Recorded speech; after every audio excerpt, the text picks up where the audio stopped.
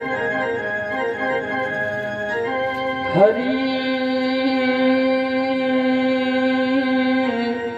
हरि हरि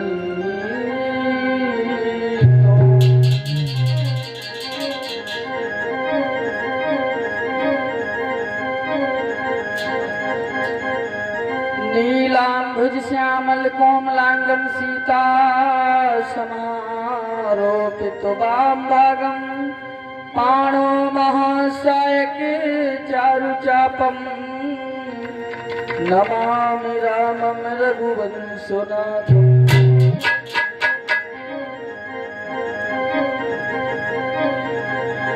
सच्चिदानंद रूपाय विश्वोत्पत्त्यादि हेतुवे तापत्रे विनाशाय श्रीकृष्णं वयं नमः। श्रीकृष्णं वयं नमः।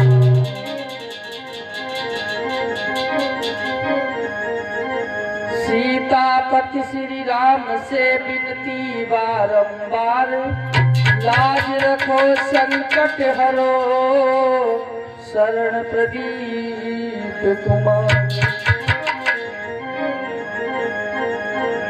तो तीन लोक नवखंड में गुरु से बड़ा न कोई, करता करे न कर सके गुरु करे सोई होए। कि मेरा कोई न सहारा बिन तेरे गुरुदेव सवनिया मेरा।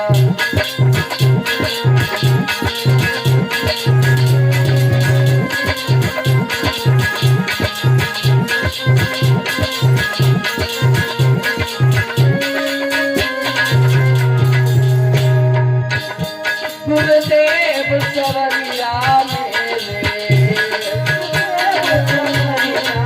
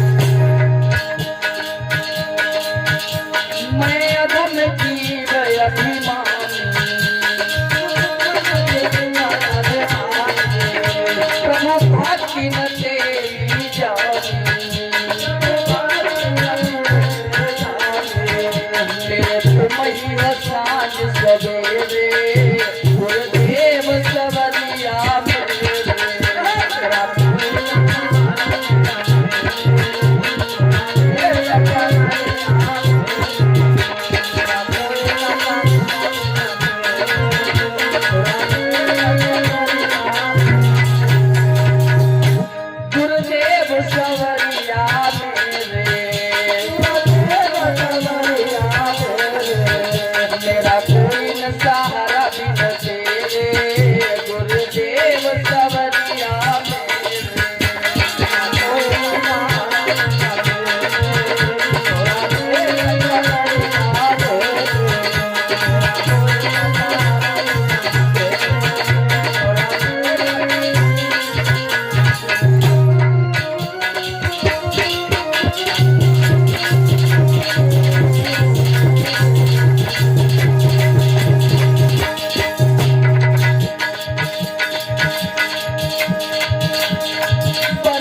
गुरुपद पदम परागा सुरज सुवास सरस अनुरागा उमा कहूँ मैं तो भवे अपना हरि भजन जगत सब सपना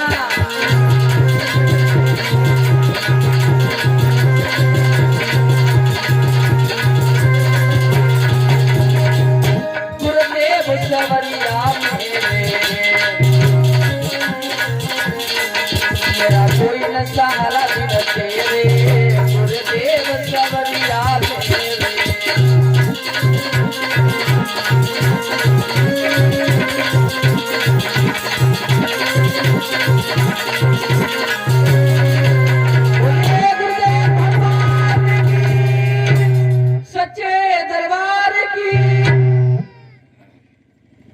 आदरणीय 25 सती अनुसुईया सावित्री जैसे इस मातृभूमि पर पलने वाली हमारी माँ शक्ति भक्त और भगवान की चर्चाएं सभी लोग सुन रहे हैं। जो भगवान की कथा बड़े प्रेम से सुनते हैं तो उनके जीवन में कभी झंझट नहीं आती है,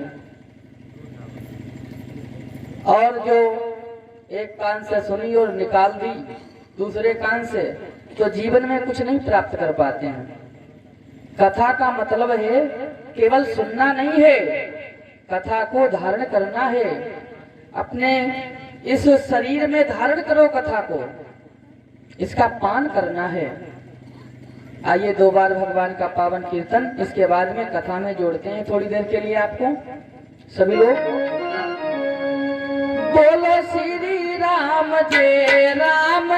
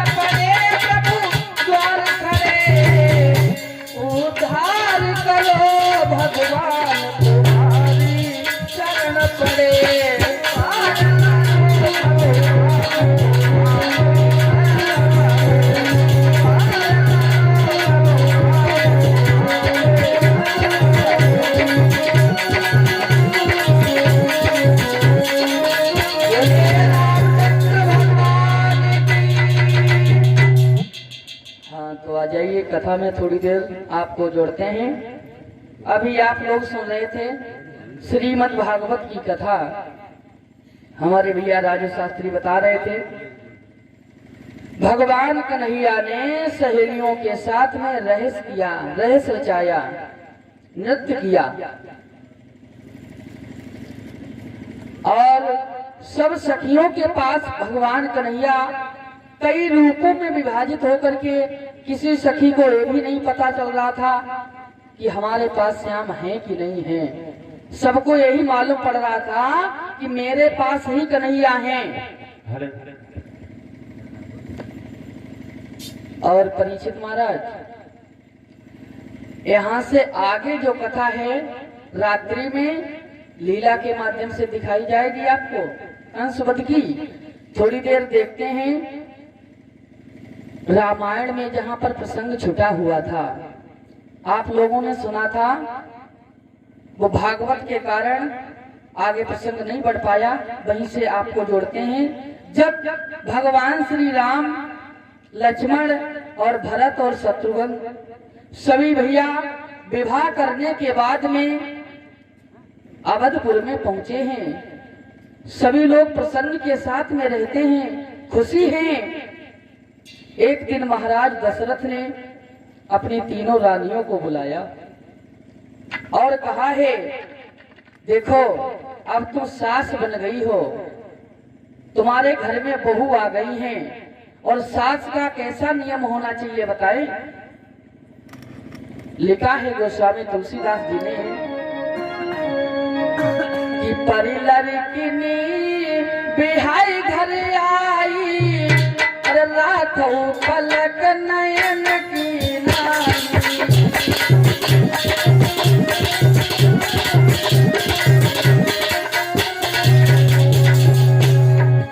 परिलड़किनी बिहाई घर आई, राखो पलक नयन की नाई।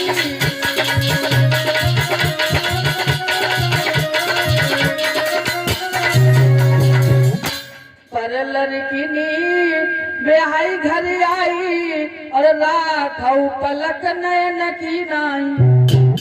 जैसे पलक जो है नैनों की रक्षा करते हैं, उसी प्रकार से सास को बहू की रक्षा करनी चाहिए।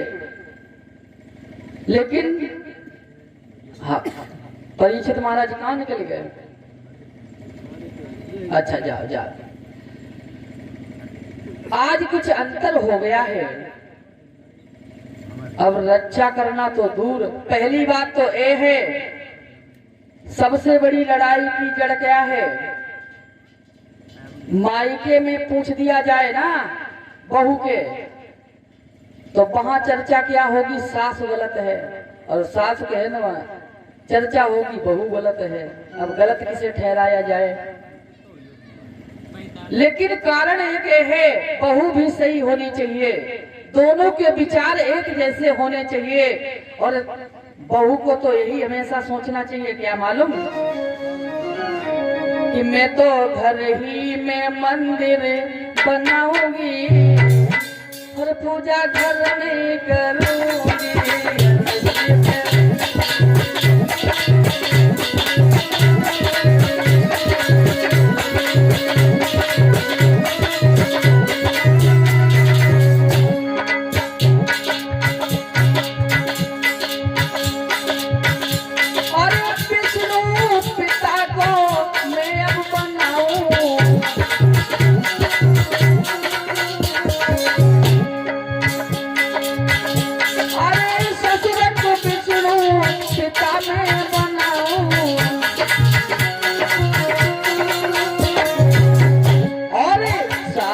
लक्ष्मी बनाऊंगी, पूजा घर में करूंगी।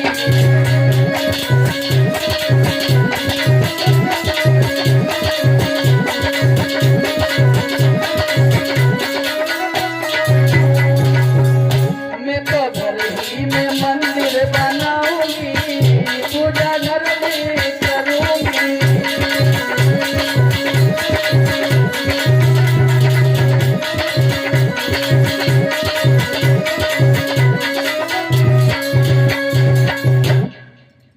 सास की सेवा, ससुर की सेवा, पति की सेवा, इससे बड़ा दुनिया में बहू के पास कोई धर्म नहीं होता है। पति की सेवा के अलावा कोई दूसरा चारा नहीं होता है जो भव से तर जाए पत्नी। और फिर पति महाराज सूल के हुए परीक्षित महाराज ने ताली ये कहां सुनाए बजती है। अब बे तो आए संजा के पेक लगाएंगे, फिर देखो पति महाराज सूल के होए तब तो घर में सही से घर चल पाती है, ना तो ना चल पाती है। सबके विचार एक जैसे होने चाहिए तब घर चल पाता है, वैसे नहीं चल पाता है। हाँ, बात तो वही है।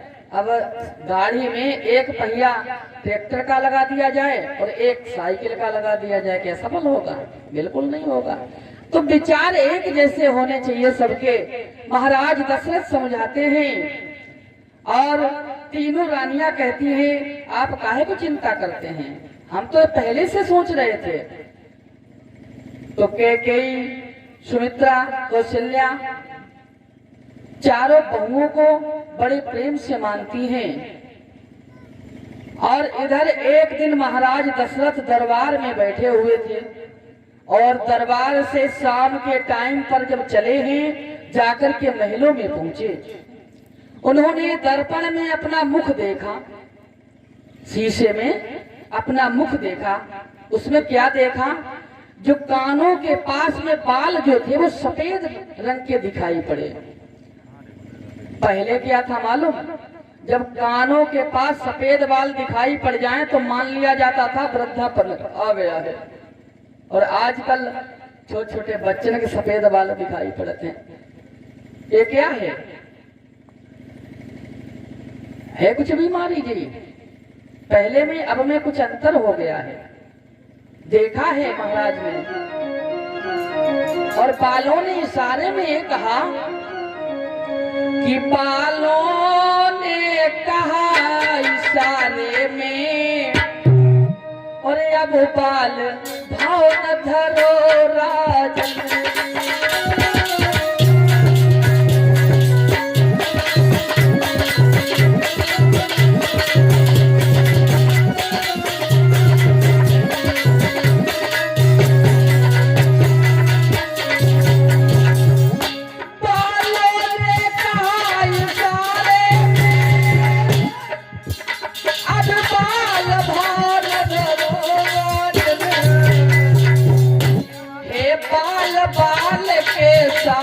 काले बालन को ख्याल करो राजन।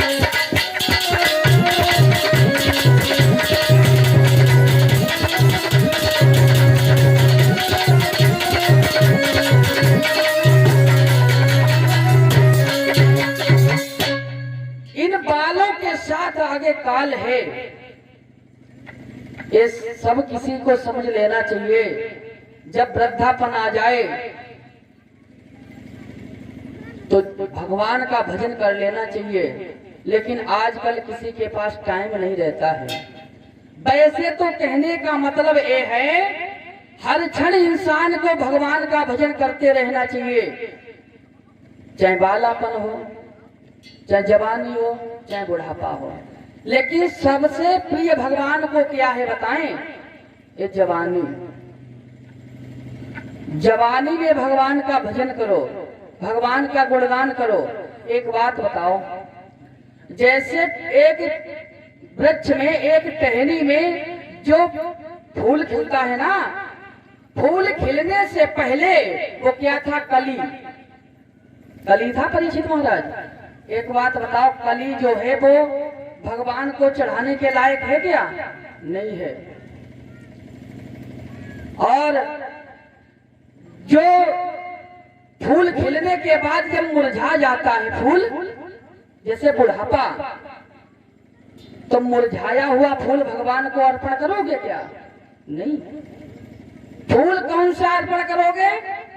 जवानी। एक विद्वान ये भी कहता है, अरे कर ले भजन उजरिया में, अरे उजरिया में, अरे नहीं पछितैयो अंधिया में।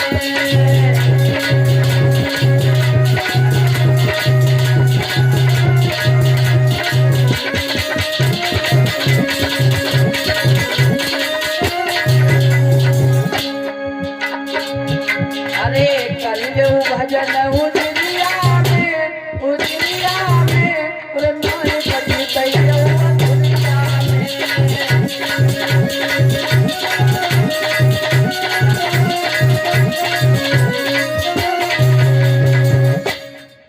अंधरिया क्या है? अंधरिया वही है बुढ़ापा। उजरिया क्या है? जवानी।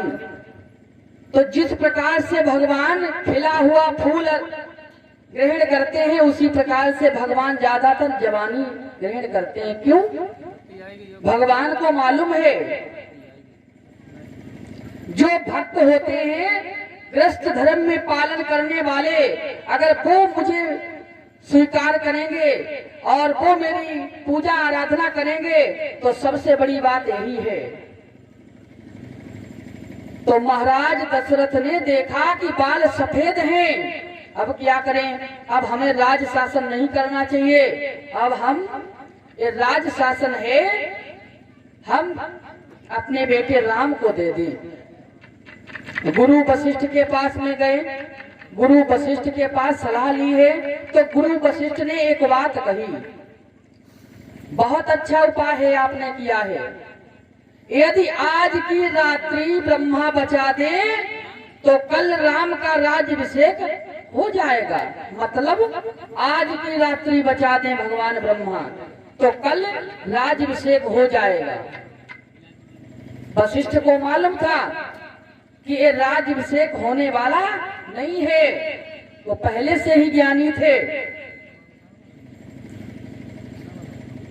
महाराज दशरथ ने वशिष्ठ से सलाह मिलाई और कहा कि राम को राजा बना दिया जाए। कहा कि ठीक है, जाकर के तीनों रानियों को बताया सुबह कल राम का राज्याभिषेक होगा।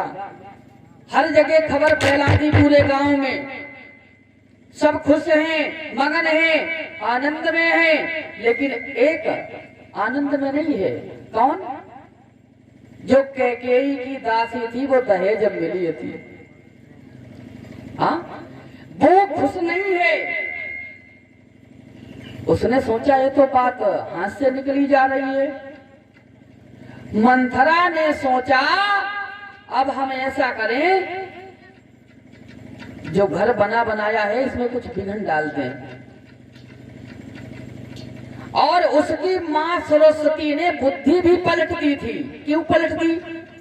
भगवान राम तो राक्षसों का वध करने के लिए आए थे और यहाँ राजा बन जाएंगे, फिर जंगल में कौन जाएगा और फिर उस रावण को कौन मारेगा? इतने राक्षस घूम रहे हैं।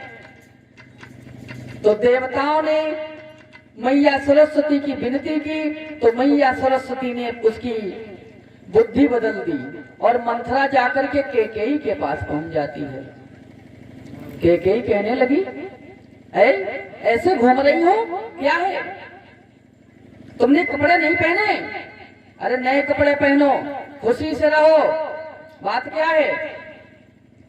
बात क्या है? हम तुम्हें क्या बताएं? लेकिन तुम जो हमें हार दे रही हो, ये तुम ही ले लो और कपड़े तुम ही पहनो, हमें कोई मतलब नहीं है। तो कैकेयी कहने लगी, बात मान, क्या बात है, बोलना, कुछ तो बोल। तो मंथरा कहने लगी, एक बात बताओ, आपकी बात महाराज दशरथ मानते हैं कि नहीं मानते हैं? क्यों नहीं मानते हैं? वो तो हमसे बहुत ज्यादा प्रेम करते हैं। अच्छा, प्रेम करते हैं, हमें मालूम पड़ता है वो तुमसे स्वार्थ भाव का प्रेम करते हैं, सही से प्रेम नहीं करते हैं। कैकेयी कहने लगी, बात क्या है, कुछ तो बोलेगी। एक बात बताओ, महाराज का प्रेम अगर स्वार्थ रूपी ना होता तो तुम्हारे भरत और शत्रुघ्न को ननिहाल में उन्होंने क्यों भेज दिया? राम और लक्ष्मण यहाँ मौजूद हैं और उनके राज्याभिषेक की तैयारी हो रही है और भरत और शत्रुघ्न को ननिहाल में भेज दिया। कैकेयी कहने लगी, मतलब ये है, कौशल्या और महाराज दशरथ की एक राय है, एक सलाह है, तुम्हें नहीं मालूम है कुछ? देखो, राम जब वो राजा बन जाएगा तो कौशल्या जो है राजमाता बन जाएंगी और तुम दासी बन करके रह जाओगी, तुम्हारे हाथ में कुछ नहीं लगेगा। कैकेयी कहने लगी, क्या कह रही है?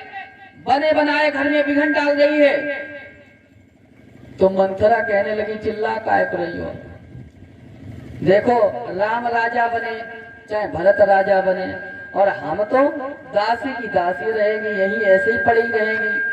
हमें तो 2 रोटी वहां भी मिल जाएंगी, यहाँ मिल जाएंगी, हम तो तुम्हारे भले के लिए सोच रहे हैं।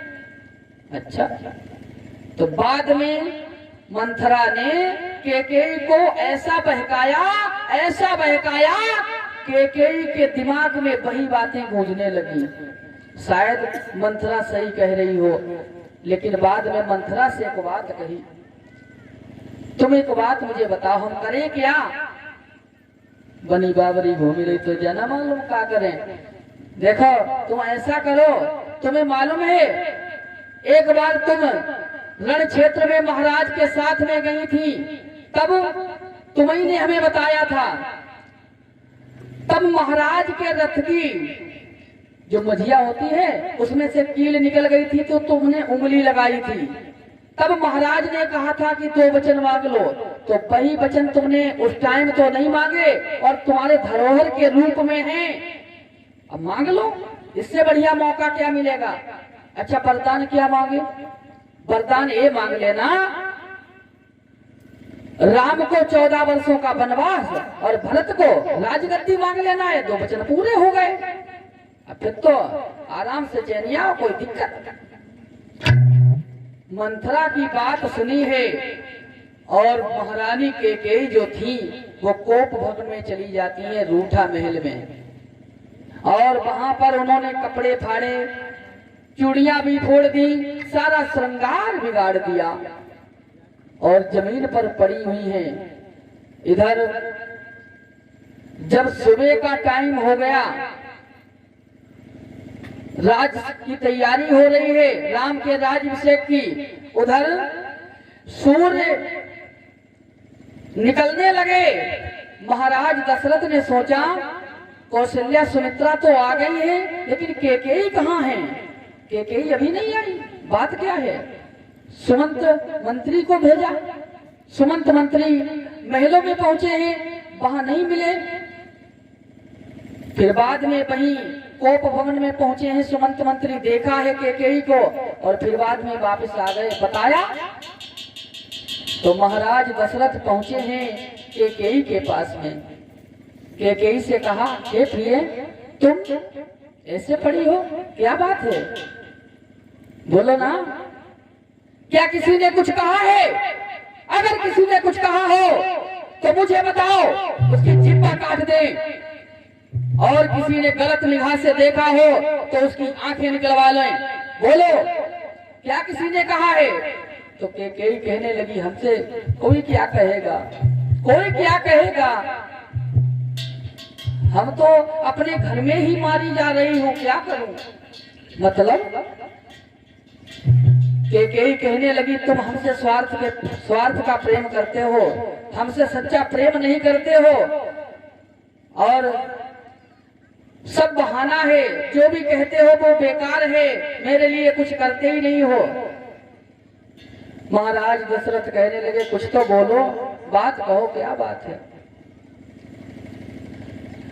कैकेयी कहने लगी, हम तुमसे क्या कहें, तुम मेरी बातें ही नहीं मानोगे। महाराज दशरथ कहने लगे, बात मानेंगे, और बात भी सत्य है। रघुकुल रीति सदा चली आई, और प्राण जाए पर बचन न जाई।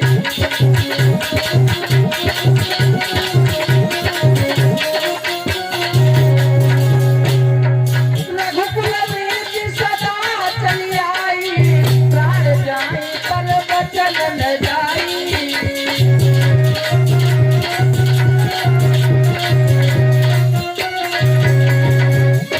रघुकुल रीति सदा चली आई, और प्राण जाई पर वचन न जाई। प्राण चले जाएंगे लेकिन वचन नहीं जाएगा। बोलो, क्या मांगना चाहती हो? कुछ मांगना चाहती हो? कैकेयी को मौका मिल गया, कहने लगी, मांगना चाहती हूं मैं, लेकिन तुम दे नहीं पाओगे।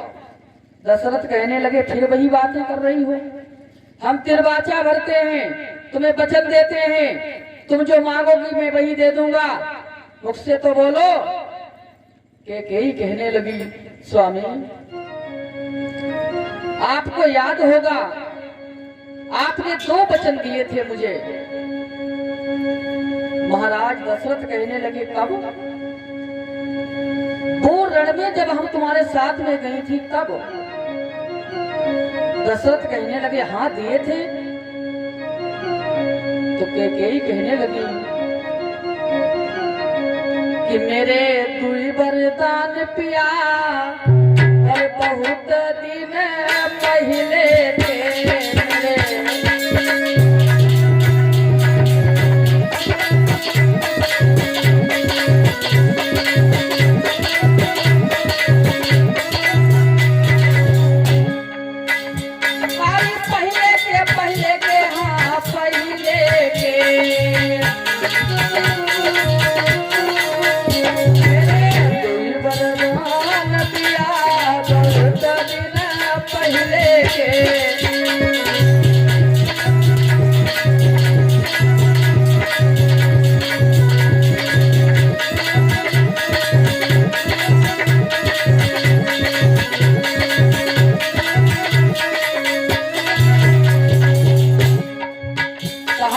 वरदान तो बहुत पुराने हैं, वही दो वरदान मैं मांगना चाहती हूँ, मुझे दे दीजिए। क्या मांगना चाहती हो बोलो? तो पहला वरदान मांगा है, पहले वरदान में देना सुनिए राजन बातें।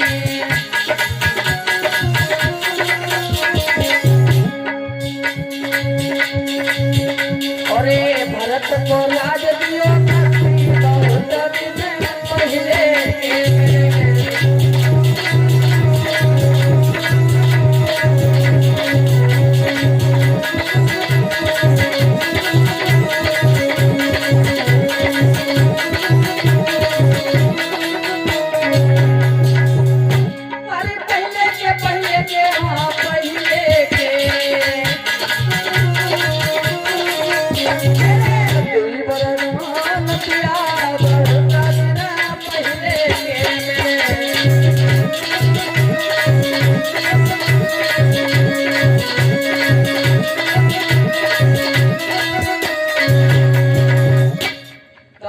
पहले वरदान में मुझे दीजिए भरत को राज गद्दी।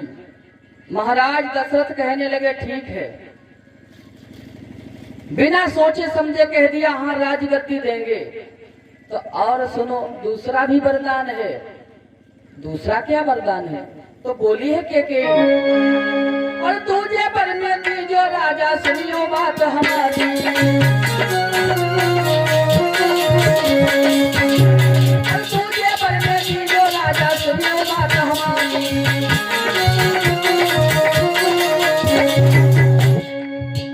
अरे राम को दियो बनवास बहुत दिन पहले के मेरे वरदान दिया बहुत दिन पहले के मेरे।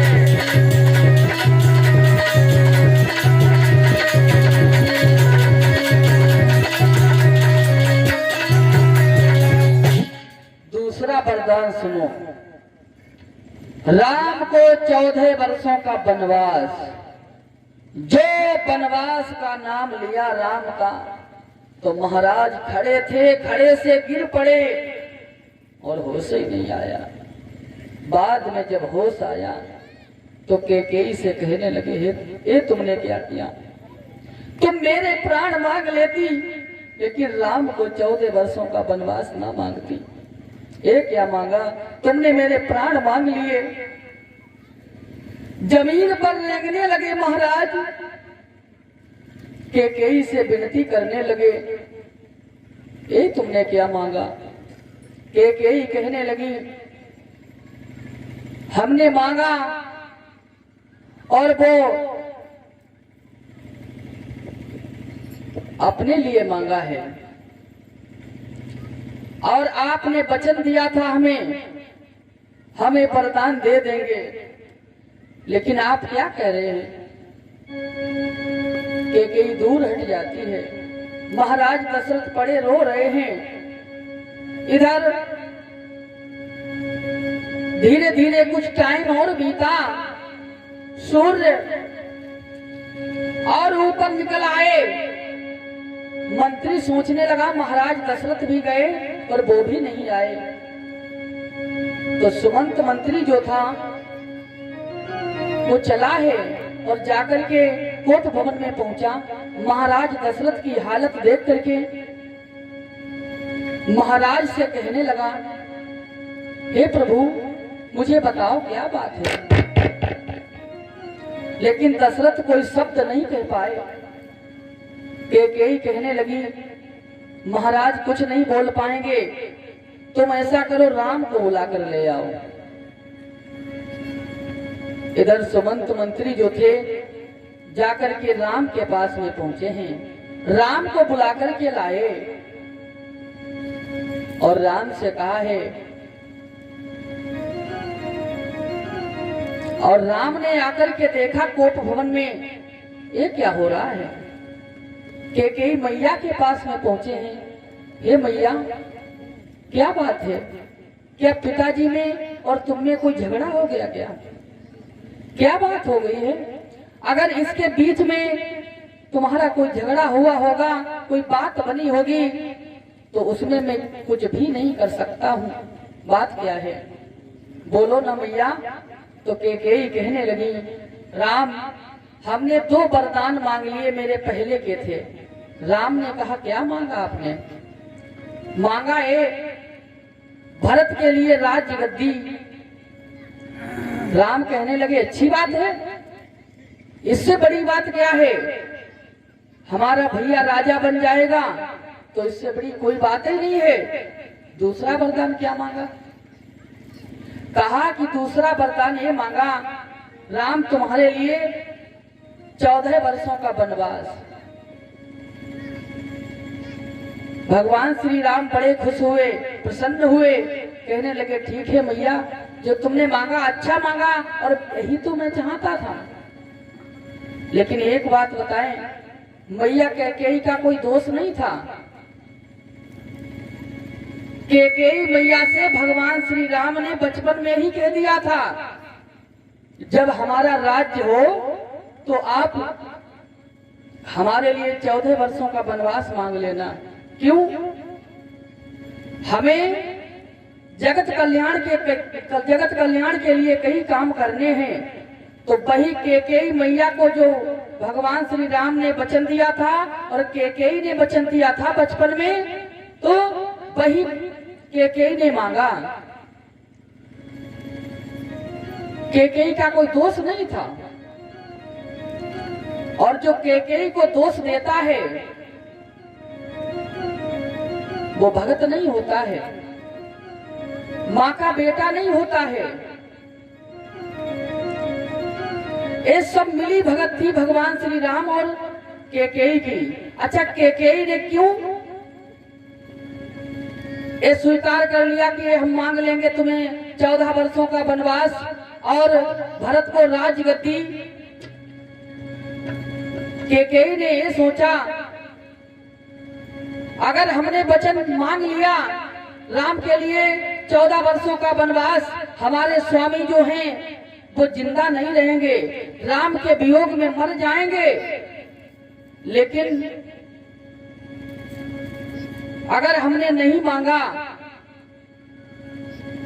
तो जगत का कल्याण नहीं हो पाएगा। कैकेयी को मालूम था। इधर भगवान श्री राम कहते हैं ठीक है मैया, जैसी आपकी इच्छा है हम तैयारी करते हैं। भगवान श्री राम उसी समय तपस्वी भेष बनाते हैं और पिता के पैर छू करके, मैया के पैर छू करके आ जाते हैं कौशल्या के पास में। कौशल्या मैया ने वेशभूषा देखी, राम ये क्या पहने हो, तुम्हारे तो राज सिंहासन की तैयारी हो रही है, ये क्या पहन रहे हो।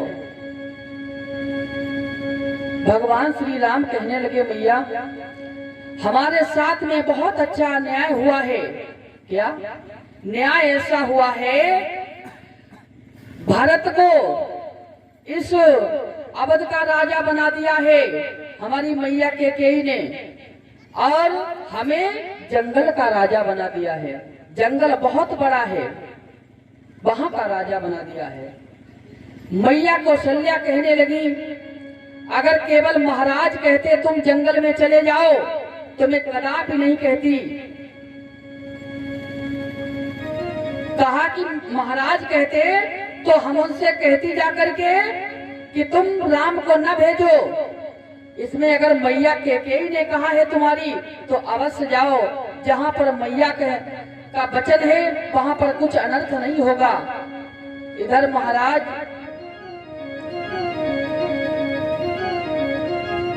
भगवान श्री राम कौशल्या से विदा मांगते हैं, तब तक देखा है सीता मैया आ जाती हैं और जाकर के कौशल्या मैया से बोली हैं, हे मैया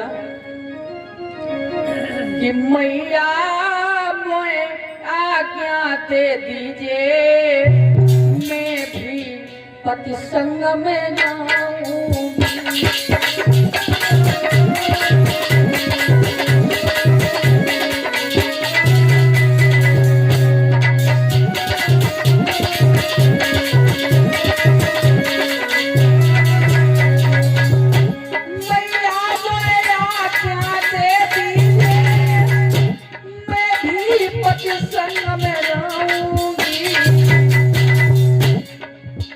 वन में जाकर पति सेवा करी, मैं जीवन सफल बनाऊंगी।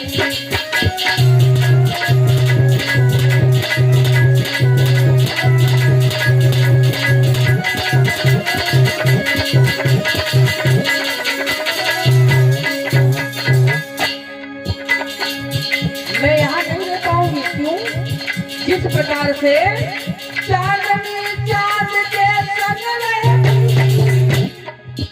बिजली घर में नूर रहती है, पत्नी पति की अनुगामिनी है, शीतल यहाँ कहती है।